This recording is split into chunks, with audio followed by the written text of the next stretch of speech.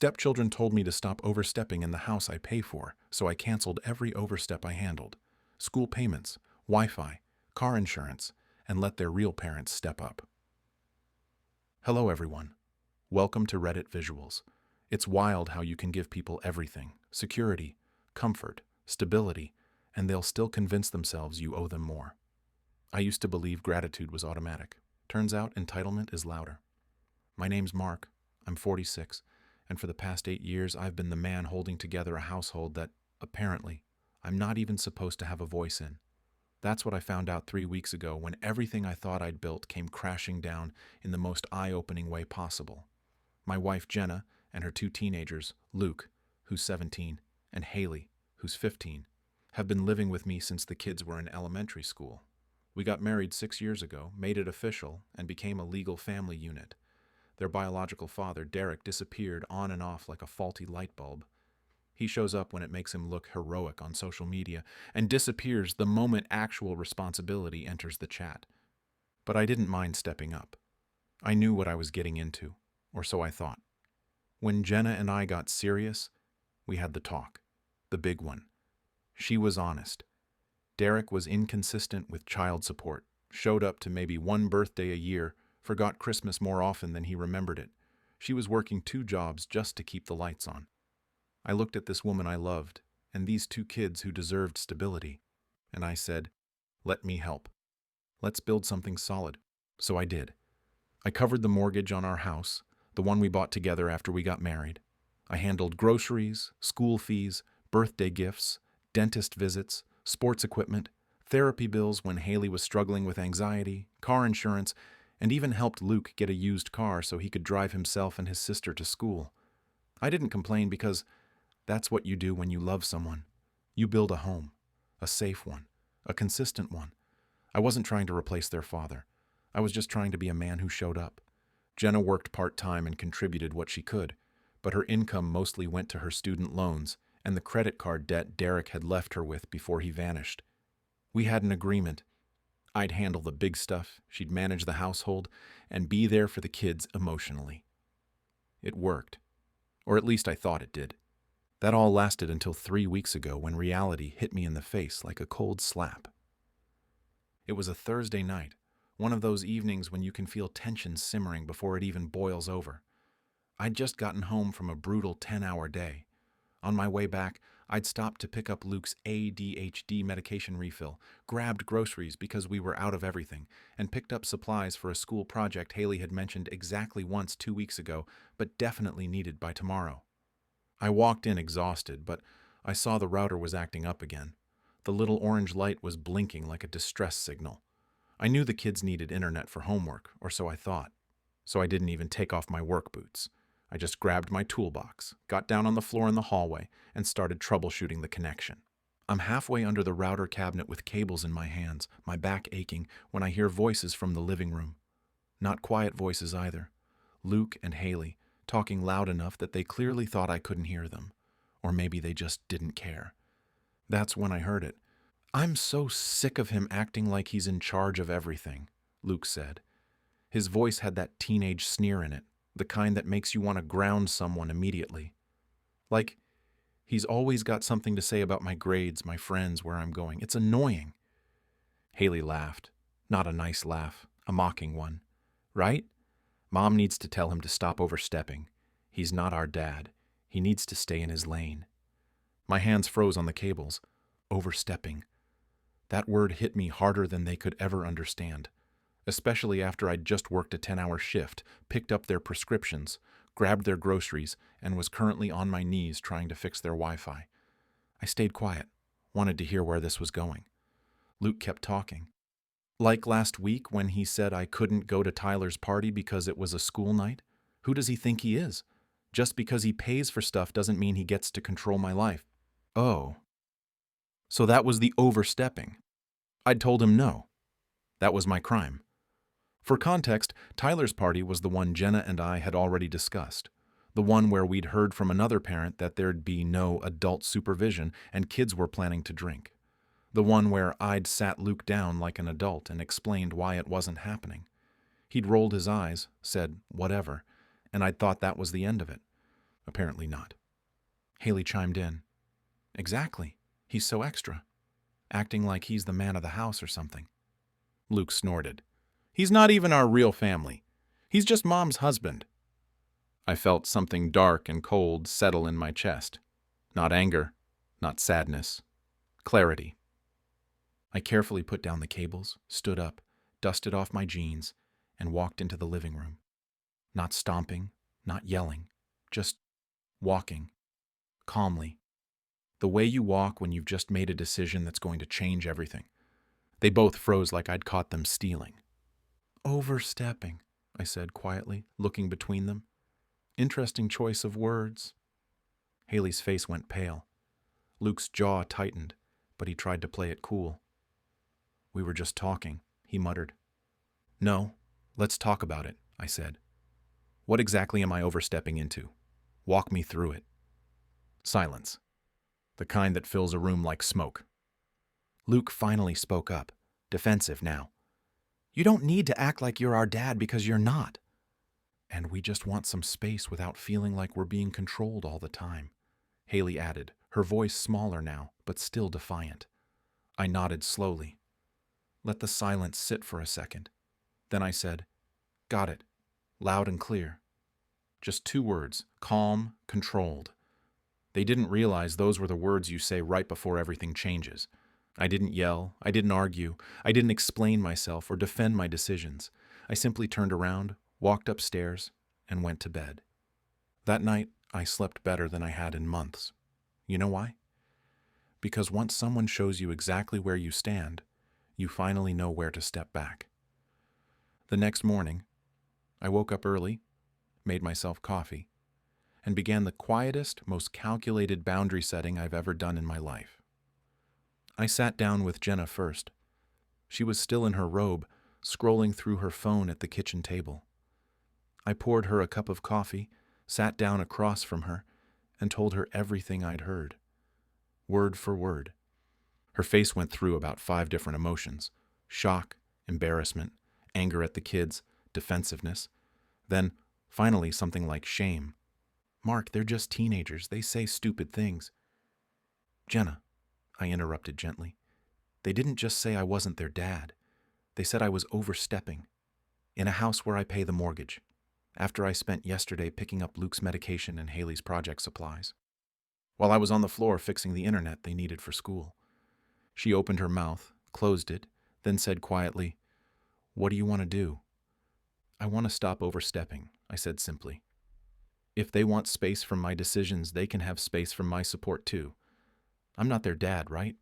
So I'm going to stop acting like it. Her eyes widened. Mark, I'm not leaving. I'm not punishing you. But I am stepping back. All the way back. They want their real parents to handle things? Let's see how that goes. She stared at me for a long moment, then nodded slowly. Okay, I'll support you. And honestly, I think I've been making excuses for them for too long. That's when I knew I wasn't doing this alone. Over the next 2 hours, I made a series of very calm, very deliberate phone calls. First, I called the school, explained that I would no longer be covering Luke and Haley's tuition and fees going forward. The next semester's payment, due in 4 weeks, would need to come from their mother or biological father. They noted it in the system. Then I called the car insurance company.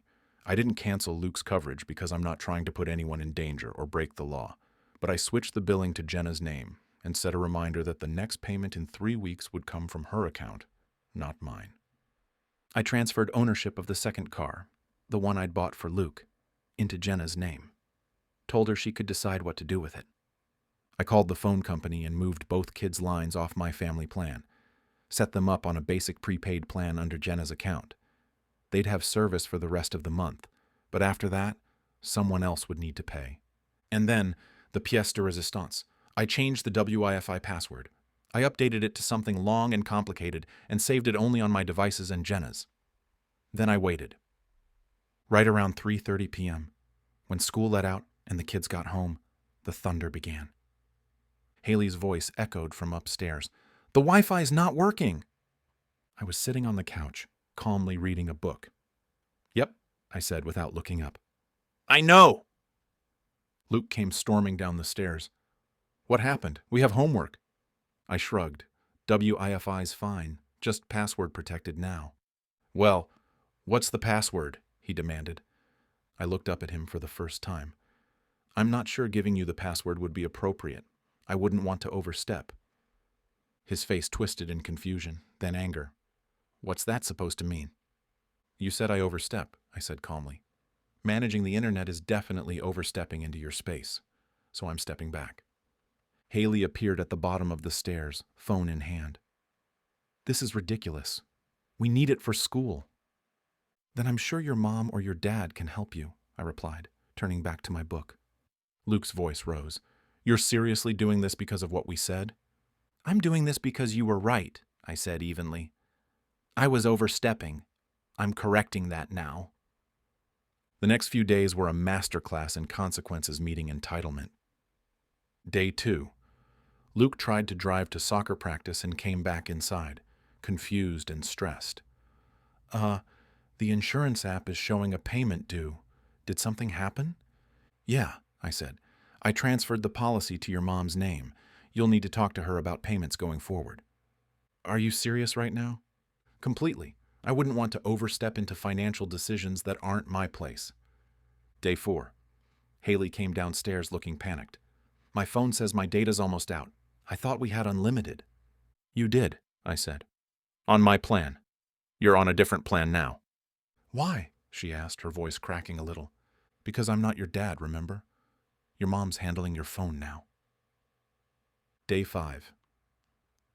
The school sent an email, copied to Jenna, Luke, and Derek, that next semester's tuition was due in 3 weeks and no payment had been posted yet. Jenna forwarded it to me with a single question mark. I replied, You'll need to work that out with Derek. I'm staying in my lane. That's when she tried calling Derek. He didn't answer. She texted. No response.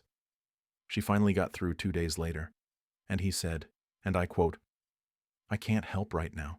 I just started a new job and money's tight. Money's tight.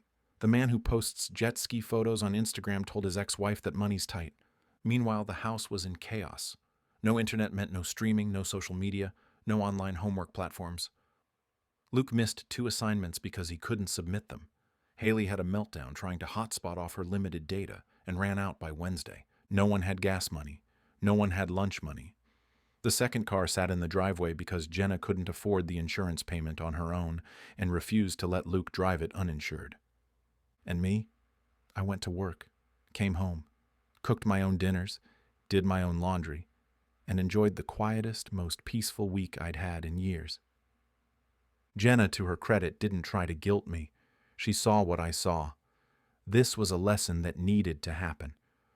On day 8, I came home to find all 3 of them waiting in the living room like an intervention committee. Jenna spoke first. Can we talk? Of course, I said, setting my keys down. She took a breath. The kids have something they want to say. Luke looked uncomfortable. Haley looked like she'd been crying. Luke cleared his throat. We messed up. I stayed quiet. Let him continue. What we said wasn't fair, he continued, voice unsteady. You've done everything for us, for years, and we acted like it didn't matter. Haley nodded, wiping her eyes. We didn't mean it the way it sounded. We were just being stupid. Still, I didn't speak. I wanted to hear all of it. Luke went on. You're not overstepping. You're just, being a parent. And we took that for granted because it's been there our whole lives. We didn't realize what it meant until it was gone. Haley whispered, We're really sorry. And here's the part no one expects. I didn't jump up and forgive them immediately. I didn't hand over the Wi-Fi password. I didn't call the insurance company. I didn't make it easy. Instead, I said the most honest thing I've ever said to them. An apology is a good start, but respect isn't about saying sorry. It's about changing behavior. Dead silence. I wasn't being cruel. I was being real. I love you both, I continued. I've loved you since you were little kids. But love doesn't mean I let you treat me like a wallet with no voice. I make decisions in this house because I'm your parent, not biologically, legally, and more importantly, because I show up. every single day. If you want me to keep showing up, I need to know that you respect that." Jenna's eyes were wet. Luke looked at the floor. Haley sniffled. "So here's what's going to happen," I said. "We're going to rebuild this, slowly. You're going to show me through your actions that you understand what partnership and family mean, and I'll start stepping back into my role. But it's going to be earned, not assumed." Over the next 2 weeks, things shifted. Luke got a part-time job at a grocery store. He started contributing to his own gas and insurance. Haley took over cooking dinner twice a week without being asked.